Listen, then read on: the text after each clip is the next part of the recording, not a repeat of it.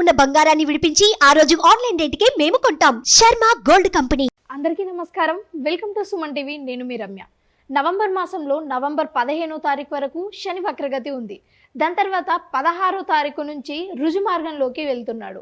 దీనివల్ల నవంబర్ మాసంలో 12 రాష్ట్రాల వారికి ఎలాంటి ప్రభావం చూపిస్తుంది, వీరు ఎలాంటి పరిహారాలు చేసుకుంటే వారికి మంచి జరుగుతుంది, ఇవన్నీ తెలియజేయడానికి ఈరోజు మనతో పాటు ఉన్నారు ప్రముఖ జ్యోతిష్య పండితులు, అలాగే లలిత ఉపాసకులు బ్రహ్మశ్రీ నానాజీ పట్నాయక్ గారు. గురుగారిని అడిగి మనకున్న సందేహాలన్నీ నివృత్తి చేసుకుందాం. గురుగారు నమస్కారం. శ్రీమాత్రే నమః. గురుగారు, ఈ శని వక్రగతి వెళ్ళిపోయి రుజు మార్గంలోకి వెళ్తున్నాడు కాబట్టి ఈ 12 రాశుల వారిలో ముందుగా మేష రాశి వారికి ఎలా ఉండబోతుంది? తప్పకుండా అమ్మా. వక్రగతి సమాప్తై స్ట్రైట్ అయినప్పుడు ప్రతి లగ్నానికి అంటే ఫస్ట్ లగ్నమే ప్రాధాన్యత తీసుకోవాలి. లగ్నం తెలియని వారు రాశి నుంచి చూసుకోవచ్చు. ఫస్ట్ మేష లగ్నం కనుక తీసుకుంటే లగ్నం తెలియని వారు రాశి చూసుకోండి. అశ్విని భరణి నక్షత్రాలు కృత్తిక ఒకటో పాదం కూడా ఉంటుంది. ఫస్ట్ వీళ్ళకి జాగ్రత్త ఏమిటి, కలిగే లాభాలు ఏమిటి అని చూసుకున్నట్లయితే స్ట్రైట్ అవ్వడం వల్ల లాభాధిపతి లాభంలో ఉంటున్నాడు శని వీళ్ళకి. కాబట్టి ధనయోగాన్ని ఇస్తాడు, అంటే ఫైనాన్షియల్ గ్రోత్ ఇస్తాడు. ఇక్కడ వివాహం కోసం ప్రయత్నం చేస్తుంటారు చూసారా, వివాహం కోసం ప్రయత్నం చేసేటువంటి వారికి ఆ యొక్క ప్రయత్నం ఫలించేలా జరుగుతుంది.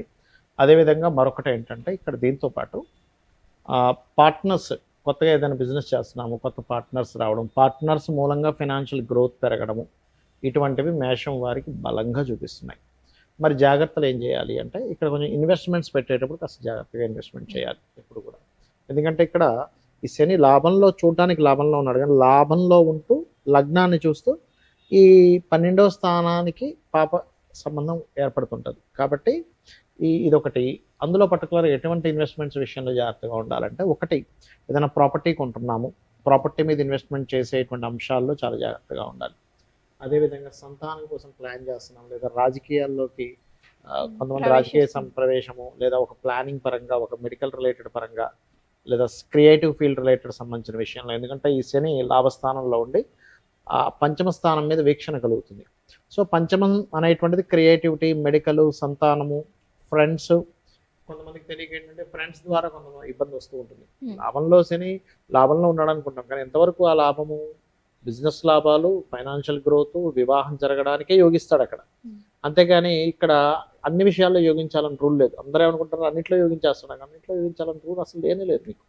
సో ఈ పర్టికులర్ అంశాల్లో అంటే ఏదైనా ప్రాపర్టీ కొంటున్నామా, వాహనం మీద వెళ్తున్నామా, ఇన్వెస్ట్మెంట్ చేస్తున్నామా, సంతానం విషయంలో ఏదైనా రాంగ్ స్టెప్ తీసుకుంటున్నామా, రాజకీయ పరంగా ఏదైనా రాంగ్ స్టెప్ తీసుకుంటున్నామా చూసుకోవాలి. బట్ ఫైనాన్షియల్గా మాత్రం చాలా బాగుంటుంది.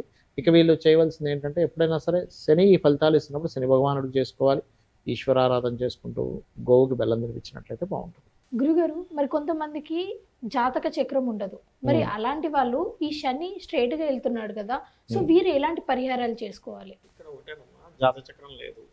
ఒకటే అర్థం చేసుకోవాలి, మనకి ఎప్పుడైనా సరే పనులన్నీ ఆలస్యం అవుతున్నాయంటే ఎక్కడో సాటర్న్ ప్రభావం ఉందని చెప్తుంది శాస్త్రం. ఎందుకు మందుడు, నేను ఎందుకు అంటే ఆయన ఏదో కావాలని మిమ్మల్ని ఏదో పని కట్టుకుని మీ పని లేట్ చేయడం కాదు, మీకు ఒక ఎక్స్పీరియన్స్ వస్తుంది. సో ఎక్స్పీరియన్స్ మీకు రావడం కోసం ఆయన మనకు పాఠం నేర్పిస్తున్నాడు అనే పాజిటివ్ థాట్తో ఉండాలి. First point number 1. రెండవది ఏంటంటే అలా లేట్ అవుతున్నాయి అన్నప్పుడు చాలా సింపుల్గా ఒకటే నేను నేర్చుకోగలుగుతున్నానని పాజిటివ్ థాట్తో ఉంటూ మీకు దగ్గరలో గోశాల ఏదైనా ఉన్నట్లయితే గోవులకి బెల్లం తినిపించడము. ఇప్పుడు ఎట్లాగో కార్తీక మాసం వస్తుంది కాబట్టి, కార్తీక మాసం నడుస్తుంది కాబట్టి మనము నూనె ఉంటుంది, ఆయిల్, నువ్వుల నూనెని చక్కగా దీపారాధన కోసమని టెంపుల్స్లో ఇవ్వడము, ఇవి గనక చేసినట్లయితే ఖచ్చితంగా బాగుంటుంది. అదేవిధంగా గోవుకి కాస్త బెల్లం తినిపించడంతో పాటు ఓం అనాకలిత సాదృశ్య చుబుక శ్రీ విరాజితాయే నమః, ఈ నామము పర్టికులర్గా ఏంటంటే ఏలినాడు శని నడుస్తున్నా, అర్ధాష్టమ శని నడుస్తున్నా, అష్టమ శని నడుస్తున్నా, శని మహద్దశ నడుస్తూ శని సరైన స్థితిలో లేకపోయినా కూడా ఫలిస్తుంది. గురుగారు, మరి ఈ రుజు మార్గం వల్ల దేశకాల పరిస్థితులు ఎలా ఉన్నాయి? ఒకటేనమ్మా, ఇప్పుడు శని ఒకటని కాదు, మనం క్రోధినామ సంవత్సరం మొదటి నుంచి చెప్తూ వస్తున్నాం. అంతా ఘర్షణలు, గొడవలు, యుద్ధ వైఖరి ఇవన్నీ ఉంటాయి. శని స్ట్రైట్ అయ్యి కుజుడు దృష్టి ఉంది ఫస్ట్ ఇక్కడ. సో ఫస్ట్ మంత్ అంటే ఈ నవంబర్ డిసెంబర్ మాసాలలో కాస్త ఘర్షణలు మళ్ళీ కాస్త ఎక్కువ అవుతూ ఉంటాయి, గుర్తుపెట్టుకోండి, నవంబర్ డిసెంబర్ మాసాల్లో. కాకపోతే శని ఎప్పుడైనా సరే న్యాచురల్ 11th హౌస్లో ఉన్నప్పుడు కొన్ని వ్యాపార సంబంధించిన విషయాల్లో అనేకమైన మార్పులు ఇస్తాడు. అంటే బయట జరిగేటువంటి వ్యాపారాల్లో లాట్ ఆఫ్ అంటే అసలు మనం ఊహించం. చేంజెస్ అంటాం చూసారా, ఒక ఒక చేంజ్ అయ్యింది అని ఎప్పుడు కుంభంలోకి శని వచ్చిన. అందుకే చూడండి, కుంభంలో శని తిరిగి వచ్చిన ప్రతిసారి కూడా ఒక రెవల్యూషన్ క్రియేట్ చేస్తాడు. మనకి 30 years బ్యాక్ కంప్యూటర్స్ అనేవి మనకి అందుబాటులోకి రావడం స్టార్ట్ అయింది. అక్కడ ఒక రెవల్యూషన్ స్టార్ట్ అయింది. ఇక్కడ నుంచి AI రెవల్యూషన్ స్టార్ట్ అవుద్ది. ఇక్కడ నుంచి ఆ AI రెవల్యూషన్ క్రియేట్ చేస్తాడు శని. ఇక్కడ పర్టికులర్గా మనం శని ఎంటర్ అయ్యేటప్పుడే చెప్పుకున్నాం, 2 సంవత్సరాల క్రితమే చెప్పుకున్నాం, సంథింగ్ బిజినెస్ స్ట్రాటజీలో చాలా మార్పులు రాబోతున్నాయని. సో ఆయన ఒక మార్పునిచ్చే కారకుడు అవుతాడు ఆయన పర్టికులర్గా. సో అక్కడ ఒక మార్పు అనేటువంటిది జరుగుతుంది. ఇక రెండో విషయం ఏంటంటే ఫైనాన్షియల్ గ్రోత్ కూడా చేస్తాడు. అంటే దేశాల్లో కొంచెం ఫైనాన్షియల్ గ్రోత్స్ని కూడా ఇస్తాడు, ఇవ్వడం ఏం కాదు. కాకపోతే ఏంటంటే ఇక్కడ మనం అర్థం చేసుకోవాల్సింది, ఈ క్రోధినామ సంవత్సరం అవడం వల్ల కొంచెం ఈ శనికుజులు వీక్షణల వల్ల, ఈ రవికుజుల వీక్షణల వల్ల అనవసరమైన గొడవలు మనం ఆల్రెడీ చూస్తూనే ఉన్నాం. క్రోధినామ సంవత్సరం ప్రారంభంలోనే చెప్పుకున్నాం, ఈ క్రోధము అంటేనే అంత గొడవలు ఉంటుంటాయని. కాస్త ఈ మే మాసం వరకు మాత్రం ఇవి కొంచెం కంటిన్యూ అవుతుంటాయి. బట్ నేను చెప్పేది ఒకటే, ఎవరికైతే ఎక్కువ స్ట్రెస్ ఉందో, ఎందుకంటే గోచారంలో ఏ గ్రహాలు ఎక్కడ సంచరిస్తుంటాయో దాని ప్రభావం ప్రతి జీవరాశి మీద పడుతూ ఉంటుంది. అటువంటప్పుడు వీళ్ళు చేయవలసింది ఏమిటంటే సింపుల్గా ఏం లేదు, నవగ్రహాల దగ్గరికి వెళ్ళి కుజుడు, రవి, శని, రాహుకేతు ఈ 5 గ్రహాల దగ్గర దీపారాధన చేస్తుంటే మీకు ఎటువంటి నెగటివ్ ఎఫెక్ట్ అనేటువంటిది రాదు. అందులో ప్రధానంగా కుజ, శని, రాహుకేతువులకైతే ఆ 4 గ్రహాలకైతే ఖచ్చితంగా చేసుకోవాలి. ఈ పరిహారం మంచిగా పనిచేస్తుంది, ఖచ్చితంగా ఫలిస్తుంది పరిహారము. అయితే ఇక్కడ ఏంటంటే మీరు ఎప్పుడు కూడా ఒక శని భగవానుడి దగ్గరికి వెళ్ళి ఒక చేస్తున్నారు అనుకోండి, నన్ను వదిలేయాలనే భావంతో చేయకూడదు. స్వామి నీ అనుగ్రహం బాగుండాలి. వదిలేయమంటే ఎలా ఉంటుందంటే, శనే మనకు ఆయుష్నిచ్చే కారకుడు అమ్మ, వర్క్నిచ్చే కారకుడు, వ్యాపారాల్లో లాభాన్ని ఇచ్చే కారకుడు. వదిలేస్తే అవి కూడా పోతాయి. ఇప్పుడు మనకి ఎగ్జాంపుల్ సూర్యకాంతి ఎక్కువ పడుతుంది, సూర్యుడే ఉండకూడదు అనుకోకూడదు, గొడుగు వేసుకోవాలి. సూర్యుడు వద్దనుకుంటే అట్లా మనం గొడుగు వేసుకోవాలి, అంతే. అర్థమైందా? అట్లా ఏంటంటే శని భగవానుడు మనకి ఆయుష్ని ఇవ్వాలన్న ఆయనే. ఒక జన్మజాతకంలో ఎన్ని యోగాలున్నా ఆయుష్ లేకపోతే వేస్ట్, వర్క్ లేకపోతే వేస్ట్. పని లేదనుకోండి ఏం చేస్తాం చెప్పండి, కెరియర్ లేదు, బిజినెస్ లేదు, మనం అసలు గుర్తింపు ఉండదు మనిషికి. సో బిజినెస్ కానీ కెరియర్ కానీ ఆయుష్ కానీ ఇచ్చేది మెయిన్గా వీళ్ళే, శని భగవానుడు.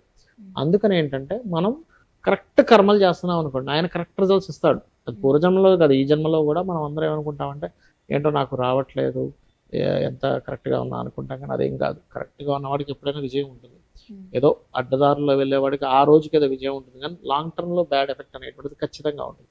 కాబట్టి నేను ఒకటే చెప్తాను, మీరు ఏనాడు శని, అర్ధాష్టమి శని, అష్టమి శని నడిచేటువంటి వారికి ఒకటే చెప్తాను ఏంటంటే, మధ్యాహ్నం పూట నిద్రపోకండి, కాస్త వాకింగ్, జాగింగ్, ఎక్సర్సైజెస్ లాంటివి చేయండి. నిద్రపోయారంటే ప్రభావం ఎక్కువగా ఉంటుంది. ఒక పని 4 సార్లు అవుతుంటే ఓకే నాకు నేర్చుకునే అవకాశం వస్తుంది అనుకోండి, కాస్త నూనె లాంటి దానం ఇవ్వండి, గోవులకి బెల్లం తినిపించండి, ఓం అనాకలిత సాదృశ్య చుబుక శ్రీ విరాజితాయ నమః చేసుకోండి. రావి చెట్టు చుట్టూ కానీ, ఆంజనేయ స్వామి చుట్టూ కానీ, లక్ష్మీనరసింహస్వామి ఆరాధన కానీ, అంటే ఈ టెంపుల్స్కి వెళ్ళి ప్రదక్షిణం చేయండి. ఖచ్చితంగా ఏమవుతుందంటే అక్కడ నుంచి వీళ్ళకి చేంజ్ 100% చూస్తారు. మీరు నేను చెప్పినవి పాటించక ముందు లైఫ్ స్టైల్కి, నేను చెప్పినవి పాటించిన తర్వాత ఉండే లైఫ్ స్టైల్కి మీరు కళ్ళ కట్టినట్టు చూస్తారు. అంటే అప్పటి వరకు అసలు దేనికోసం బ్రతుకుతున్నామా ఏమిటిది అనుకునేటువంటి ఒక నిరుత్సాహంలో ఉన్నటువంటి వ్యక్తి అక్కడి నుంచి ఉత్సాహం అనేటువంటిది 100% పెరుగుతుంది. గురుగారు, ఈ రాశి వారికి ఎలా ఉండబోతుంది, ఎలాంటి పరిహారాలు చేసుకుంటే మంచి జరుగుతుంది, ఇవన్నీ కూడా చాలా స్పష్టంగా తెలియజేశారు. మీకు నా ధన్యవాదాలు. శ్రీమాత్రే నమః.